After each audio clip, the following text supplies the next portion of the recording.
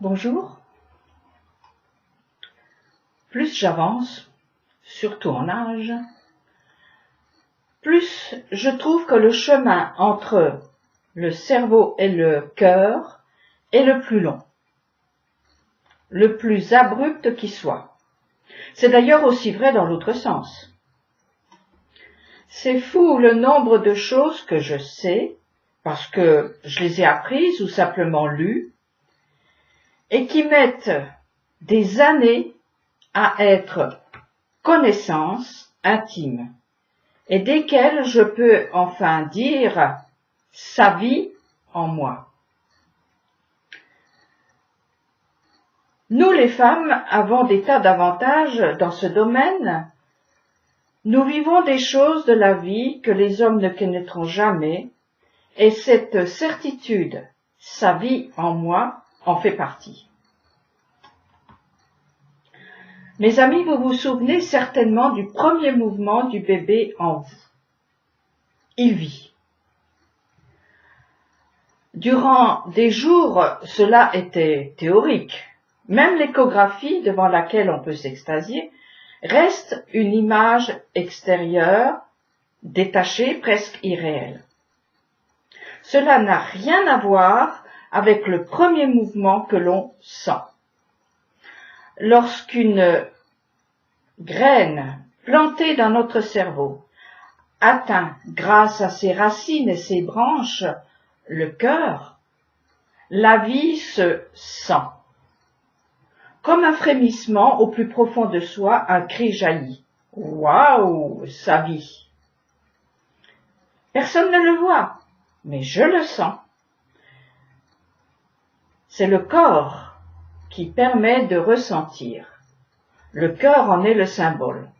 Il rend audible ce que veut dire le cerveau. Certes, une graine est vivante à sa façon. Elle a en elle une potentialité qui ne se développera qu'avec le concours d'un tiers qui lui permettra de réaliser ce qu'elle garde. Le corps ou le cœur réalise ce que le cerveau désire. Le masculin, le cerveau, qui est le semeur, a besoin du féminin, le cœur, qui est le réceptacle. Le cœur est la matrice dans laquelle la graine va entreprendre une nouvelle vie. Libérée des limites de son écorce protectrice, waouh, ça vit. Juste un petit rappel en passant.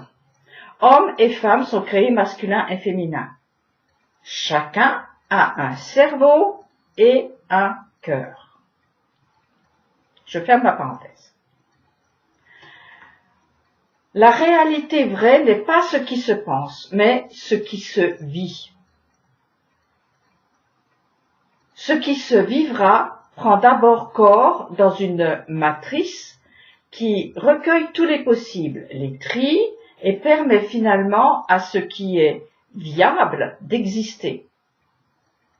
Si la pensée est juste, elle se réalisera. Elle passera par les mêmes stades nécessaires à la naissance d'un enfant. Je le sais, je l'ai vécu. Passer du cerveau au cœur, c'est-à-dire de l'état d'idée à l'état d'embryon, le projet est en gestation. Il vit à l'intérieur, il s'organise, grossit, tout cela souvent accompagné de mouvements désagréables pour la matrice qui doit s'adapter aux turbulences d'un chantier de construction. Mais ça, c'est encore le moindre mal. Il va falloir accoucher. Le projet doit voir le jour. La graine du commencement entame alors sa troisième vie, et ceci avec douleur. C'est le moment où le projet ne se contente plus de bouger, il avance, il se détache de sa matrice. Ce temps, le plus court de toutes les étapes, dure une éternité pour celui ou celle qui le vit. Une quatrième vie peut alors commencer avec un compte à rebours. Alors, tout ça pour en arriver là, une glissade vers la fin. Les réalisations matérielles, fruits d'une idée certainement géniale, entrent dans ce compte à rebours comme dans celui qui suit la naissance de l'enfant. Tout a une fin.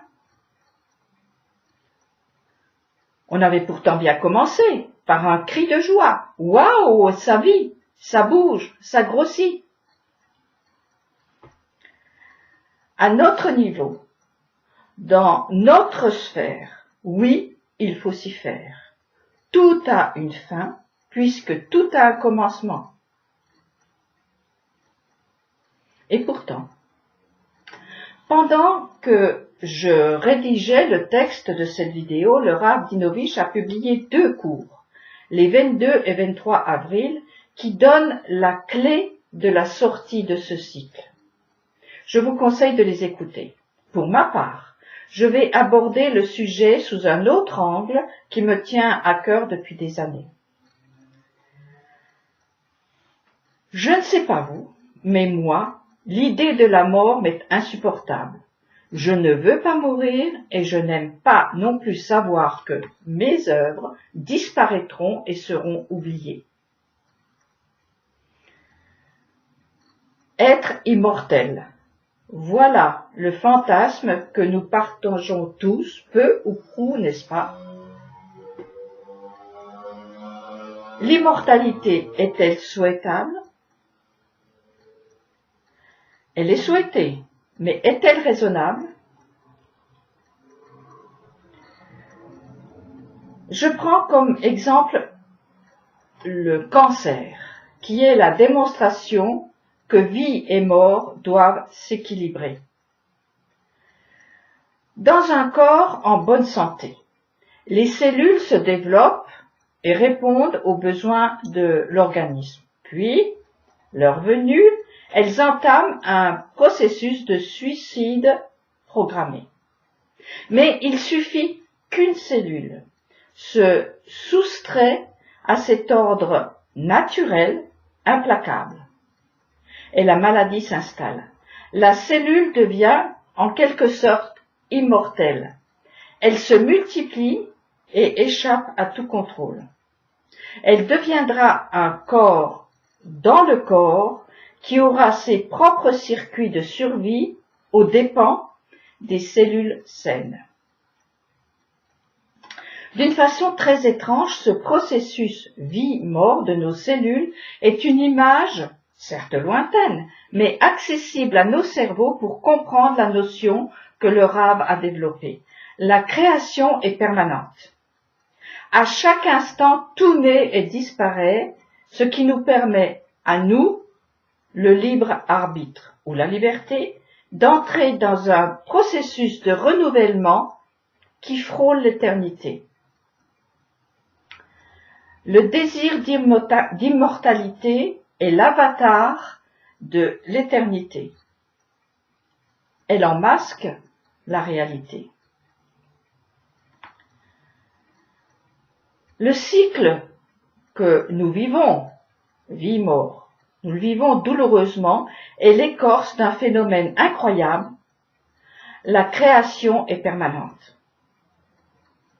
Pour vivre cette réalité cachée, qui naît en permanence, se renouvelle sans cesse, il faut être connecté à la source qui est l'avant de la création, marquée, elle, du sceau du deux. Vie, mort, séparée par le temps. Avant ce monde du deux, il y a celui du un, vers lequel nous ne pouvons que tendre, et que nous fantasmons par un désir d'immortalité. Nous ratons ainsi la cible par une imagination de plus en plus débridée et tombons dans l'enchaînement des cycles sans renouvellement. Nous ne croissons pas. Adam aurait connu cette connexion s'il avait vécu la proximité de l'unité qui habitait le septième jour. Tombé dans le cycle immuable de la nature, Adam, Aleph d'âme, a toujours en lui l'image d'Élohim et peut se retourner pour reprendre le chemin du 1 que la première lettre de son nom représente. Aleph 1 est la source vers laquelle le dam, sang en hébreu, peut se retourner non pour devenir immortel à la manière du cancer, mais vivant à la manière du divin, l'un. La vérité a le même souci. Sans connexion à la source, elle devient mort, car sa traduction en hébreu est Emet, Aleph, Met. Sans le Aleph, il reste Met, mort. Tout ceci pour montrer que tout projet, tout humain, doit savoir se renouveler en puisant dans les profondeurs cachées de l'invisible pour trouver l'unité, sinon il devient un cancer.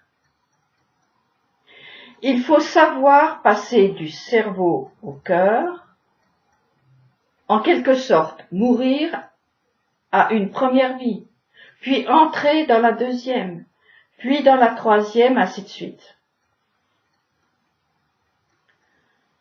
Le monde du 1, nous ne pouvons pas, nous ne devons pas l'imaginer, car il n'y a pas d'espace ni de temps, comme dans notre monde où vie-mort sont bien distingués. Cependant, ce monde 1 soutient le nôtre. Il l'alimente comme une mère, sinon notre monde à nous disparaîtrait et nous ne pourrions pas évoluer. Le jour où mes yeux ont entrevu, mes oreilles ont deviné la vérité vraie, le jour où j'ai accepté la réalité réelle de ce qui coule sous l'écorce de nos vies, le jour où cette vérité est passée de mon cerveau à mon cœur, un cri, comme celui du nouveau-né, est sorti de ma bouche. Waouh, sa vie! Toucher l'éternité une fraction de seconde fait basculer tous les savoirs dans le feu de l'être. Waouh, sa vie! Alors, comment voir? Comment entendre? Le seul truc que je connaisse, c'est d'abord de prendre conscience que penser n'est pas vivre. Ensuite, il faut vouloir voir et entendre.